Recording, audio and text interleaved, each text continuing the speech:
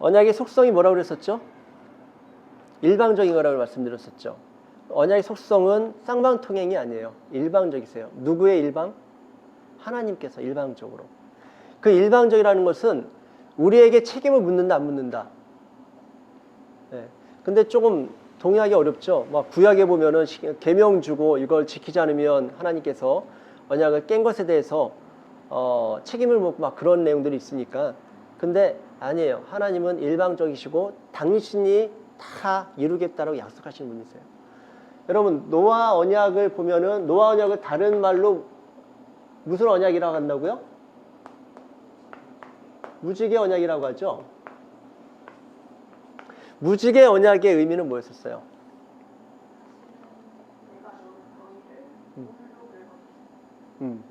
근데 다른 데서 이제 세미나 하다 보니까 그거를 또 반대로 알고 있는 분들도 있더라고요.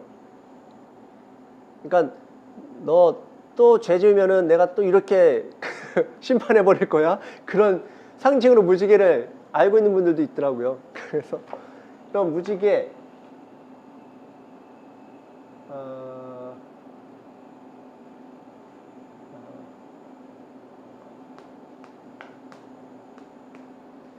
케셰트라는 단어인데 무지개라는 이 말의 원어적 의미가 뭔지 아세요 혹시? 우리는 무지개를 알고 있잖아요. 근데 이 무지개라는 이 퀘세트라고 하는 원어의 의미가 뭔지 아세요?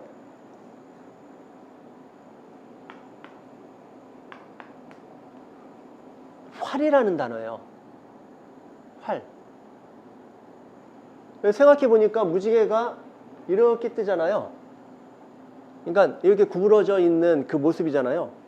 근데 오늘날의 양궁은 뭐 이렇게 되어 있지만 옛날 활들을 기억하시나요? 우리도 이제 국궁이라는 걸 보면은 이렇게 되어 있는 데다가 줄 매서 이렇게 쏘는 거잖아요. 활이에요.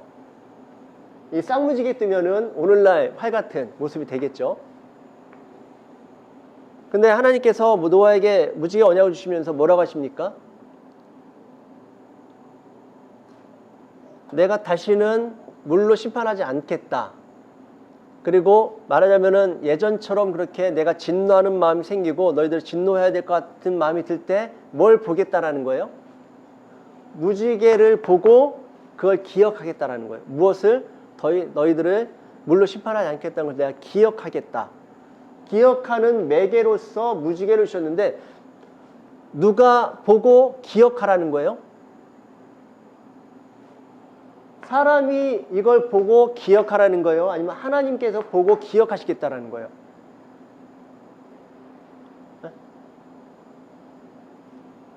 좀 헷갈리죠? 사람이 무지개를 보고 하나님이 다시 심판하지 않으실 거라는 것을 기억하라는 거예요? 아니면은 하나님이 보시고 그걸 기억하시겠다라는 거예요? 성경을 잘 보십시오. 하나님께서 내가 그것을 보고 기억하겠다고 그러세요. 내가 보고 기억하겠다고. 근데 보세요. 이게 활이라고 그랬잖아요. 활이 있으면 뭐가 있어요? 화살이 있겠죠. 그러면은 자 보세요. 상식적으로 화살의 방향이 어디예요? 화살의 방향 어디로 가야 돼요? 일로 가야 되죠. 일로. 이렇게 구조적으로 보면은 여기 화살 시위가 있으니까 화살이 일로 가야 될 거 아니에요. 방향이. 무지개가 어떻게 떠요? 이렇게 떠요? 이렇게 떠요? 하늘을 향해서 구부러져 있어요? 땅을 향해 구부러져 있어요? 하늘을 향해 구부러져 있죠.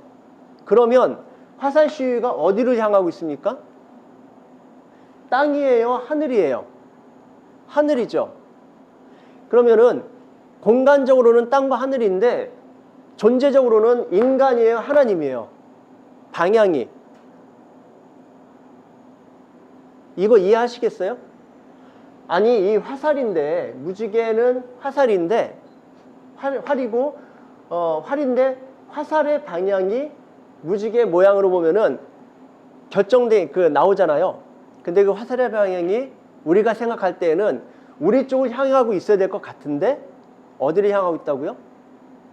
하나님을 향하고 있다고요. 이게 무슨 이야기예요?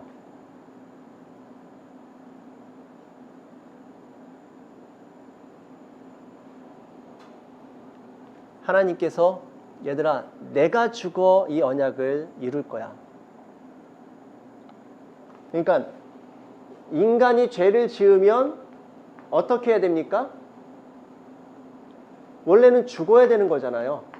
맞아. 하나님과의 언약 관계 속에서 인간이 죄를 범하면 결국 어떻게 돼야 돼요? 죽어야 되는 거잖아요. 근데 그럼 이 화살이 우리를 향해야 되는데, 인간을 향해야 되는데 누구를 향해요? 하나님을 향한다고요. 도대체 왜? 아니 인간이 잘못했고 인간의 죄를 지었으면은 화살은 누가 맞아야 돼? 인간이 맞아야 되는데 하나님이 맞으시겠다는 거예요. 이게 십자가잖아요. 여러분 이때부터 십자가는 이미 우리에게 약속된 거라니까요.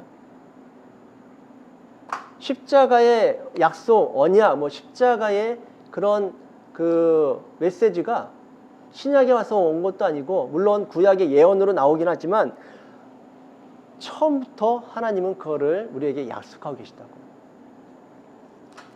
이분이 하나님이십니다. 그 이야기를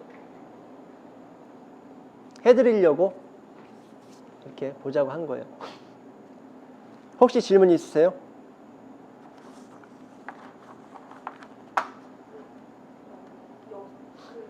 언약 말씀하시는 여기서 언약의 내용은 언약이라는 거는 결국 예수 하나님께서 우리를 구원하시기 위해서 예수님을 주실 거라는 그 약속을 말씀하시는 거예요. 언약.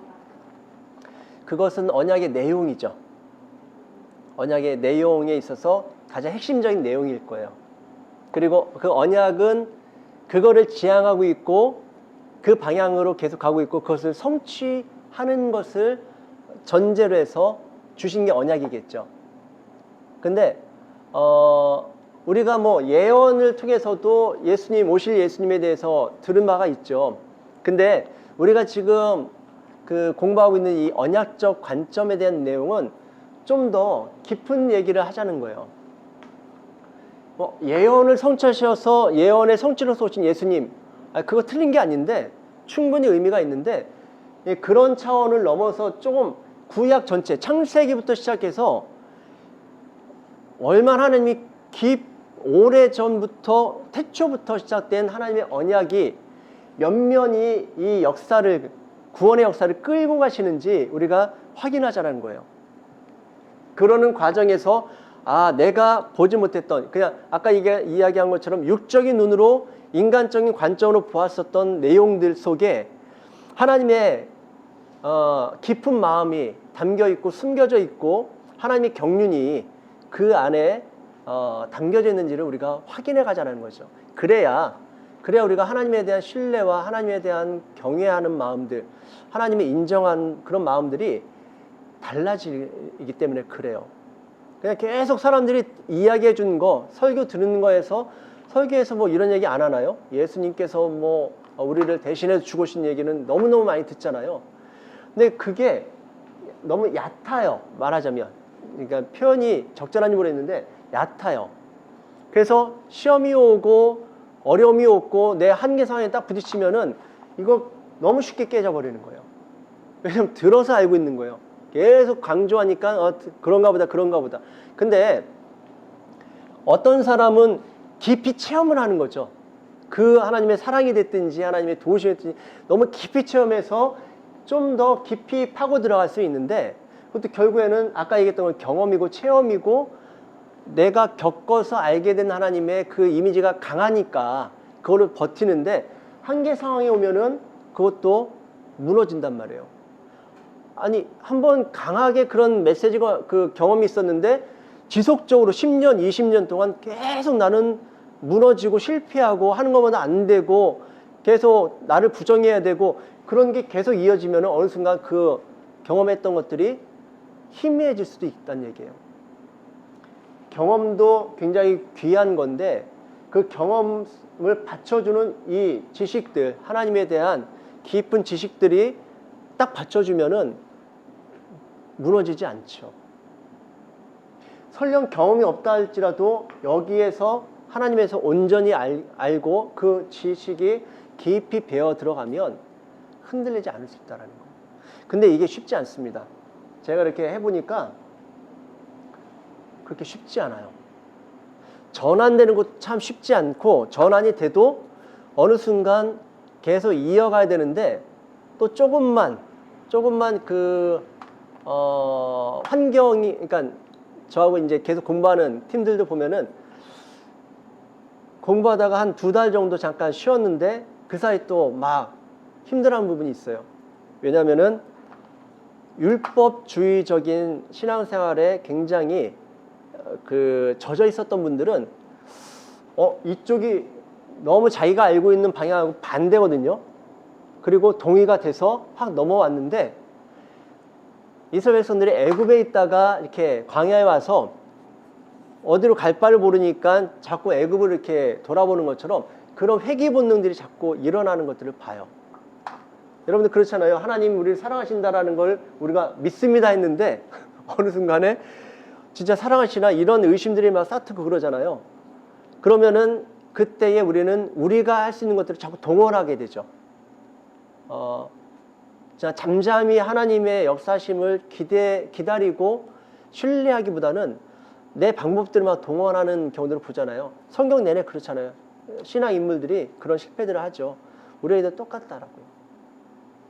근데 이걸 계속 알아가다 보면 어느 순간에 딱 결정되는 순간이 있는 것 같아요.